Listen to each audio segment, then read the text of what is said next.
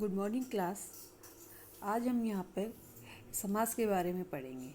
आपको याद होगा पिछली क्लास में हमने उपसर्ग और प्रत्यय के बारे में पढ़ा था और आज हम इस क्लास में हम समास क्या होता है इसके बारे में जानकारी हासिल करेंगे। अब समास का शाब्दिक अर्थ होता है बेटा संक्षिप्त करना, यानी कि उसको छोटा करना। ठीक है।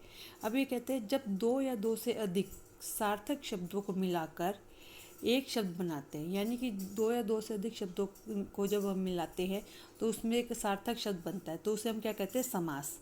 जैसे मैंने यहाँ पे उदाहरण लिया है रसोई के लिए घर।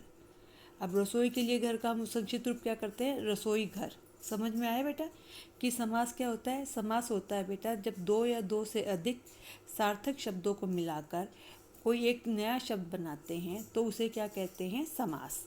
अब हम आगे पढ़ते समास के भेद। बेटा समास के 6 भेद होते हैं। समास के कितने भेद होते हैं, 6। अब है पहला द्वंद्व समास।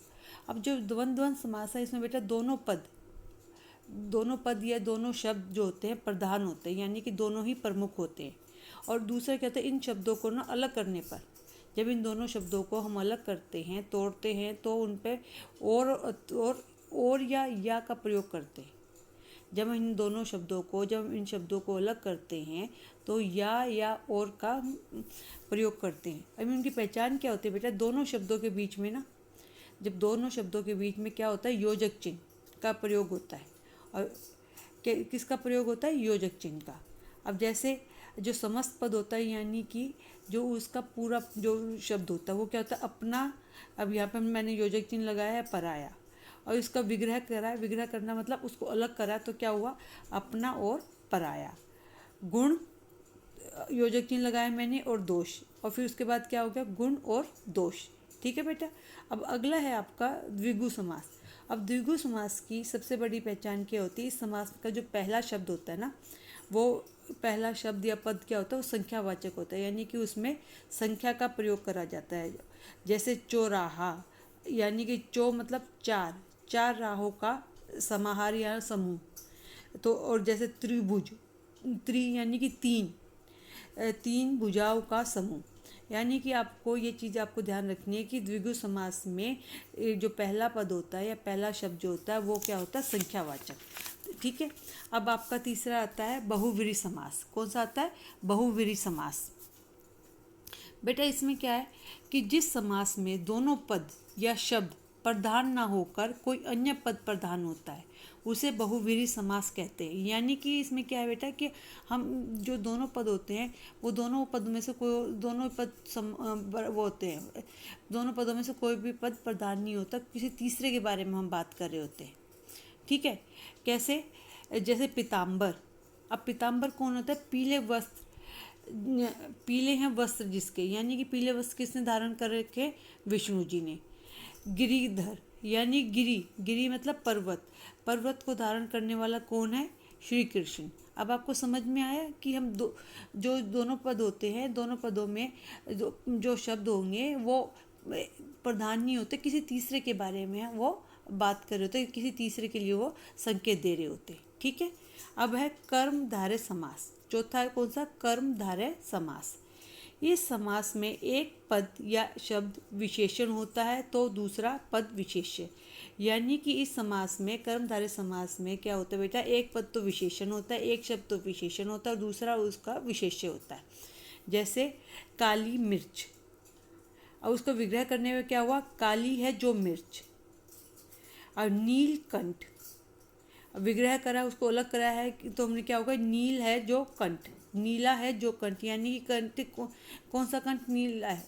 अब कंठ के बारे में बात हो रही है, कंठ कैसा है, नीला, और नीला क्या है, कंठ। ठीक है। अब आता है आपका अव्ययी भाव समास। अव्ययी भाव समास में क्या होता है, ये वे शब्द होते हैं जिस पर काल, वचन, पुरुष या लिंग आदि का कोई भी प्रभाव नहीं पड़ता। उनमें ना तो कोई बदलाव आता है, ना उसमें कोई भी उसका कुछ प्रभाव पड़ेगा, कोई कैसा भी हो, चाहे स्त्रीलिंग है, पुल्लिंग है, एक वचन है, बहुवचन है, उसका कुछ भी नहीं फर्क पड़ता। वो सारे हर उसमें एक ही जैसे ही प्रयोग होते हैं। जैसे उसकी पहचान क्या होती है, यथा, प्रति, अ, हर, बे, इन सारे शब्दों का प्रयोग होता है। अब जैसे समस्त पद में क्या होगा, अजन्म, यानी कि जन्म से लेकर। प्रतिपल, प्रतिपल में हर पल, बेखबर, बिना खबर के, यानी कि ये शब्द ऐसे हैं, इनको जब किसी भी लिंग, वचन, काल, इन सब में इनका ऐसा ही प्रयोग होता है। आज में स्त्रीलिंग पुल्लिंग का कोई फर्क नहीं पड़ता है। इसलिए आपको इस चीज़ में ध्यान रखना है कि ये वे शब्द होते हैं जिन पर काल, वचन, पुरुष या लिंग आदि का कोई भी असर नहीं पड़ता, कोई भी इसमें बदलाव नहीं आता, वो कौन से अव्ययी समास कहलाते हैं। ठीक है बेटा, समझ में आया। अब है आपका तत्पुरुष समास। अब तत्पुरुष समास कौन से होते हैं? जिस समास में बाद का या उत्तर पद प्रधान होता है और दोनों शब्दों के बीच कारक चिन्ह खत्म या लुप्त हो जाता है।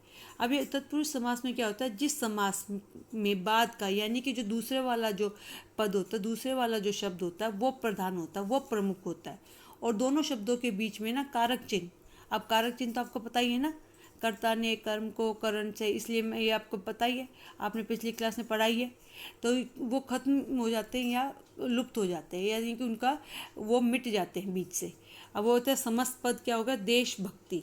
अब उसका विग्रह करा तो हमने इसको जब हमने तोड़ा तो क्या निकला? देश के लिए भक्ति। ठीक है। रोग मुक्त, रोग से मुक्त, यानी कि से जो है कारक चिन्ह वो हमें लुप्त हो गया, यानी कि वो वहाँ से खत्म हो गया। गंगा जल, गंगा का जल। ठीक है बेटा, एक बार फिर से मैं रिवाइज कर रहे हैं कि यहाँ पे हमारे जो समास होते हैं कितने होते हैं? 6।